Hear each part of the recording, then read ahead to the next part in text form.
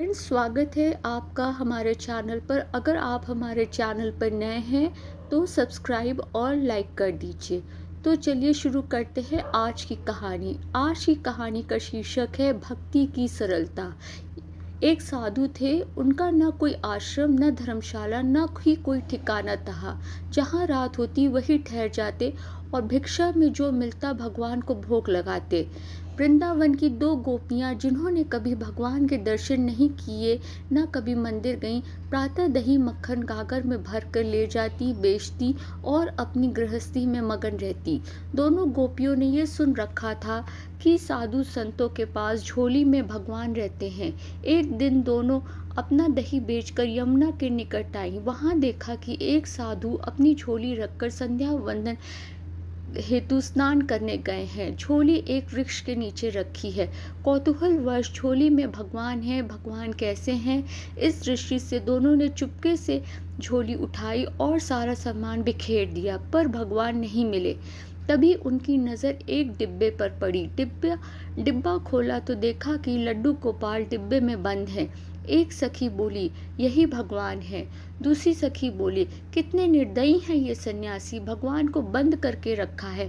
पहली सखी ने कहा, देखो बेचारे भगवान के हाथ पैर सब टेढ़े हो गए हैं। दूसरी सखी ने कहा, बेचारे बंद जो रहते हैं, हाथ पैर हिलाने की जगह भी नहीं है। अब दोनों ने लड्डू गोपाल को उठाया। बोली, भगवान जी अब परेशान ना हो, अपने हाथ पैर सीधे कर लीजिए और हम दही खिलाते हैं, खा लो, भूखे भी होंगे।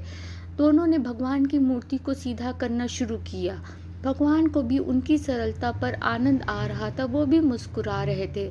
जब वे थक गईं लेकिन हार नहीं मानी तो भगवान को हारना पड़ा।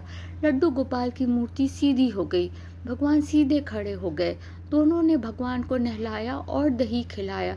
फिर बोली, अब लेटो, आराम करो। वह सीधी मूर्ति डिब्बे में नहीं जा रही थी। तब तक वह महात्मा जी आ गए। दोनों डरकर भाग गईं। महात्मा जी ने सोचा कि कुछ लेकर भागी हैं। वो उनके पीछे दौड़े लेकिन उन तक पहुंच नहीं पाए। लौटकर झोली देखी तो हतप्रभ रह गए। भगवान लड्डू गोपाल खड़े हंस रहे थे। महात्मा सारी बात समझ गए। वो भगवान के चरणों में गिरकर रोने लगे। वो खोजते खोजते उन गोपियों के घर गए, उनके भी चरण पकड़कर रोने लगे। उन्होंने कहा, धन्य हो तुम दोनों, आज तुम्हारे कारण भगवान के दर्शन हो गए। शिव जीवन भर संग लिए घूमता रहा पर सरल नहीं बन पाया। कथा भाव, नवधा भक्ति में सरल भक्ति महत्वपूर्ण है। भगवान भाव और सरलता पर रिश्ते हैं। हमें जीवन में सरलता लानी चाहिए।